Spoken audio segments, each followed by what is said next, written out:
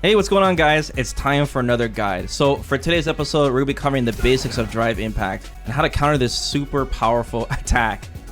Keep in mind this is more of a beginner's guide, so this is more focused for people just getting into fighting games or if you're new to Street Fighter 6.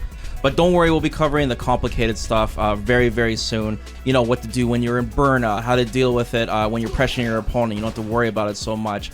And a bunch of tips and tricks and all of that. We'll be covering everything. I can talk your ear off for over an hour about Drive Impact. This mechanic is deep, but it's very important that everyone understands how it works at the base level. So we gotta start from the top here. So what makes Drive Impact so damn good? Well, let's go over the properties real quick. First, if I hit someone with this thing, boom, splats them across the screen, even knock down those apples in the background. But if they're close to the corner, it wall splats them. And this basically allows me to do any combo I want, a free combo on them, and they basically get a full punish. Even blocking this thing is dangerous. If you block it, it still drains the opponent's drive gauge and still shoves them towards the corner. Not as much, but if they're near the wall at this point, and even if you block this thing, you're still gonna get crumpled and you're still gonna take pretty much the same amount of damage. So this thing basically becomes unblockable in the corner.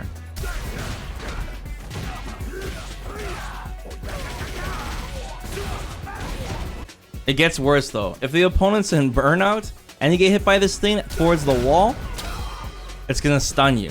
And you can mash out of this stun. It's gonna be the same amount of time every time. So you're gonna get hit real hard. So if you're in burnout, Drive Impact becomes one of the most dangerous abilities in this game. I'm still not done explaining why this thing is so good. It also has armor. So this thing actually absorbs attacks. And if you absorb an attack, you're gonna get a punish counter. And if you get a punish counter, then it's as if your opponent got splat against the wall. You get a full punish, they crumple to the floor, and you do it any combo you want to them. This also works against fireballs, so you can go right through it and hit them. Even Ryu's OD fireball won't work because it absorbs up to 2 hits. It's got 2 hits of armor. So yeah, you can tell Drive Impact has a huge presence in this game. Whether you get counter hit or punish countered, this thing is gonna crumple you and you're gonna eat so much damage. It's gonna make you second guess when to poke, when to use your long reach and attacks, and even zone with your projectiles. So this move just seems unstoppable, I guess, when I'm explaining it this way. But don't worry, it has weaknesses. So let's go over them. There's 3 main weaknesses. The first one is that this thing is really slow, man. It's 26 frames. That is a lot of time to react to it. Second off, this thing has this huge paint effect.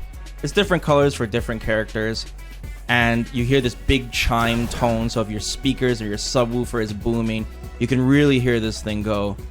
And finally, and this is important, it only does 1 single hit, making it very susceptible to other armor absorbing attacks. So that leads us right into the number 1 punish for Drive Impact, and that is, of course, doing your own Drive Impact. The game will slow down, and you're basically playing a game of chicken. But whoever does it last will always win. Because since Drive Impact only does 1 hit, the person doing it second is going to absorb that hit. Whoa. Okay, we got to retake that. The player who does Drive Impact last is going to absorb that single hit I was talking about, and then hit them with their own Drive Impact and cause a punish counter, which then crumples them. Now, it's important to understand that this is pure reactionary. You don't have to preemptively hit Drive Impact. As soon as you see the flash, the ink, any point, you press Drive Impact next and you're gonna win every single time. You have 26 full frames. This thing has armor the second it comes out, the very first frame all the way to the 26th frame. So even if you hit Drive Impact really late, like you barely react to it and you hit it on the last frame, 26, you're still gonna win. Like right there, that was perfect. Look how late I hit it. Okay, so now you know the number 1 counter to Drive Impact. It's Drive Impact. So where do we go from here? The next big tip I can give you is that when you successfully react to this and you hit someone with Drive Impact, don't just do some baby damage counter. Like, don't just throw them, for example, all right? You can do any combo you want. You get a free hit on them. They're crumpled. You gotta make them hurt. You gotta make them regret ever doing Drive Impact again this match. Even if you're a beginner and you don't know any huge combos, you could just straight up do super. You know, if you have level 3 levels, do a level 3 super. Cash out, do the max amount of damage you can. You get a free hit. It's your moment. It's your fight. But me personally, you know, I'm gonna burn all of my drive meter. I'm gonna use everything I can to push him to the corner.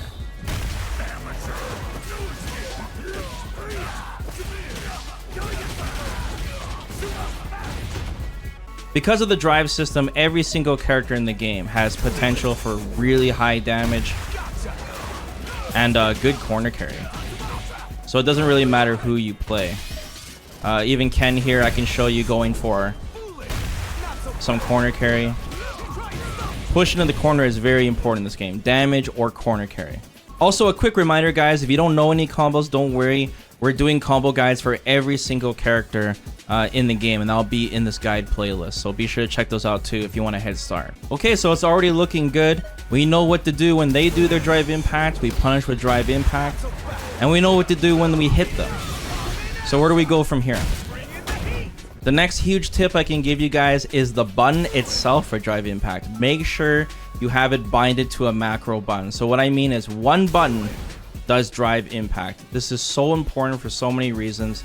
And the big one is that you can do this thing as fast as you physically can. Because like I said, it comes down to the frame, man. If you were 1 frame too late, that's the difference between you getting hit by drive impact and you hitting the opponent with drive impact. So you need every single frame of advantage and speed as you can. I personally use a regular PS4 controller with default buttons and stock parts. Nothing is modified. The default buttons for the PS4 controller, the drive impact button is your left shoulder button. Ideally, you wouldn't want to use any of the triggers. I don't recommend it because the triggers need to be pressed down, and after a certain amount, the button's gonna hit. So that's gonna slow you down a bit. These are made for, you know, racing games, not fighting games. There are modifications you can get for controllers to make it, you know, just a button press to maximize your speed. But that's one suggestion. You could even bind your touchpad if you want, but I think that's a little slower than having it on the shoulder button, because me personally, when I'm playing my match, my finger is always resting on this shoulder button at all times. I can play with it like this, and as soon as I see that flash, boom, I just press down my finger and that's it. So it doesn't matter what controller you guys use, whether it's an arcade stick or if you guys use keyboard or an all button controller. Go to your control settings, go to edit control mapping, and then down here you see heavy punch and heavy kick. That's your drive impact button. Bind it for something that's really comfortable and really close, and something where you can hit it, you know, something home row, so to speak. Use a keyboard, even bind it to your space bar if you have to. If your joystick has more than 6 buttons, you know, you can bind it to one of the buttons on the far right if you want. Or you can be like Daigo and just, you know, create a million buttons on your stick and have it close to your jump button. Have it close to your thumb. Whatever you got to do to maximize that speed. It's very important. The reason it's so important to macro the button, have it on a single button. Let's just say you're using like an all button controller, an arcade stick, or even a pad that has 6 facing buttons on the top. If you did it manually and you hit heavy punch and heavy kick at the same time and you're confident doing it, sometimes you're gonna accidentally plink it. So what I mean is you're gonna hit heavy punch 1 frame before heavy kick, or vice versa. And that's gonna cost you 1 frame. So I know it sounds hardcore, like how much can 1 frame matter? But it really does. You know, that 26 frames, it could be the difference between getting hit by drive impact or hitting them. So that's why I highly recommend, if possible, to bind it to 1 button. So now let's talk about the other options you have to deal with drive impact and why they're not as strong as doing drive impact yourself. Because I really want to hammer this home, why drive impact is the best option. So what happens if you try to use parry instead? So if you parry the drive impact, it leads you at +3, which is good. You're at advantage, but that's not enough advantage to punish with, you know, a light attack, for example. And if you got the skills and you perfect parry the drive impact, it's still not going to be as worth it because you're going to get the damage scaling debuff. So let me show an example of that. So you look at the damage, it's measly. It's not enough to make them scared to use it again. But don't get me wrong, there is actually a good trick with parry. Let's say you have no life left at all. Even if you react to drive impact with your own, you're still gonna die because you have no life left, right? That's actually where parry comes in. So if the same situation happens and you're like, okay, I can't drive impact, I don't have that option right now, you can just parry it and you'll survive. So keep that in mind, that is important. So another option I see a lot of players do, especially beginner level players, is they like to jump. And they basically fish for it. So if they throw it out, then they have a chance to, land a fat combo when they land on top of their head. So the downside to jumping, actually there's several downsides. One thing is it's more of a preemptive thing, and because it's preemptive, you're susceptible to getting hit by other things. So if you're like jumping, you're susceptible for getting hit by like butt slam from Honda, for example, or simply just getting hit by an uppercut because you can't block in the air. And if the opponent cancels into drive impact like a block string, if I'm holding up, I'm still gonna get hit when I could have just drive impacted them right then and there, right? And punched them. So jumping is an okay option at the start if you're like worried about other attacks and stuff. Just know that it's not optimal. It has its uses, especially when you're in burnout, but we'll cover that in the future. There are some other ways, but they're not nearly as effective. Like one is you can do an invincible OD attack, but you might still get hit in the air. You can use another armor attack that's not drive impact, but obviously you're not getting a big enough punish that you could have. If you can charge heavy punch with Zangief, then you could have just hit drive impact right there. Finally, there's supers, and supers is a great option because it eats right through the armor no matter what. And that's really important to know when you're in burnout, and of course we'll go over that in more detail as well. So now I just want to give some general advice for drive impact, especially if you're just starting out in the game. And that's basically just to have the awareness of drive impact. Even if you have to remind yourself like every single round, every single match, say to yourself, hey man, remember this game's got drive impact. Especially when your opponent does it on you and you see it and they miss, you're like, whoa, I forgot drive impacts in this game. It's very important to always have that awareness of it. And I know it could be very overwhelming to always think about it because of the mental stack, but once you play this game long enough, I'm already at the point now where I'm not thinking about drive impact too much, but when I see it, I just instinctually just hit that L1 button, and throw it out. I'm not even too worried about it anymore, just in neutral. Like if someone throws it out just raw, we're leveling up a new character today. We're leveling up Marisa, and we were playing in platinum rank at the beginning. And I noticed so many players use drive impact. Like it's just crazy how often they use it.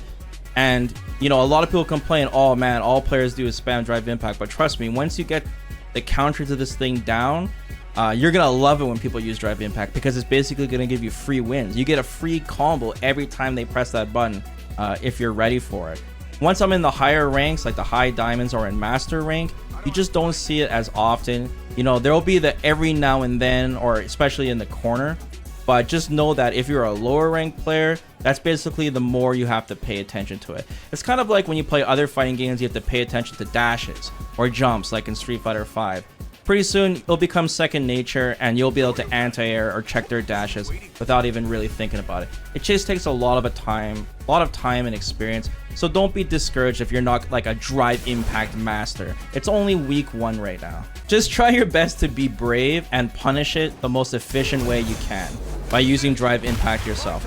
Don't try to panic and like jump backwards, or mash, OD uppercut or whatever. It's important that you basically just walk into the fire and just learn to deal with it the proper way. And don't sweat it. If this is too overwhelming for you, a good starting ground for any skill level is simply be mindful of it in the corner. Once you're in the corner with your opponent, the chances of drive impact being thrown out on either side just completely skyrockets because the corner is so dangerous because you can't block it anymore and you get wall splat, right? So whether you're playing Ken here, he's gonna want to drive impact me to escape the corner, right? And he's scared of getting hit by drive impact himself.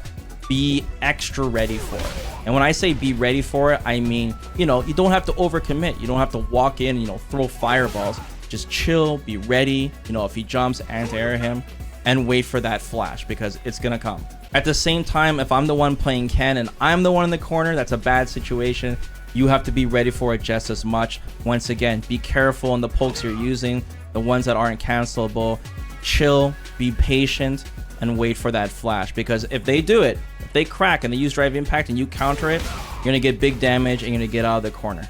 The more you play, the more experience you're gonna get on knowing when that drive impact is coming, especially when you're like in burnout, okay? When you're in burnout, you know that drive impact is coming 100%. It's a super high case scenario. So we'll be going over more of that in the future too, on how to deal with situations like this. I guess I wanna wrap this up by saying, especially if you're someone who really doesn't like drive impact and it's really turning you off in this game, just understand that every Street Fighter is different. You know, this is a core mechanic.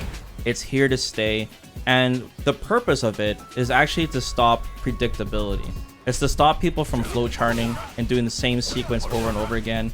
It makes it so every round feels more dynamic. And that tension, that fear of always knowing drive impact is there, makes the matches feel just really tense and overwhelming. And it's pretty cool, especially for, you know, being a super competitive game.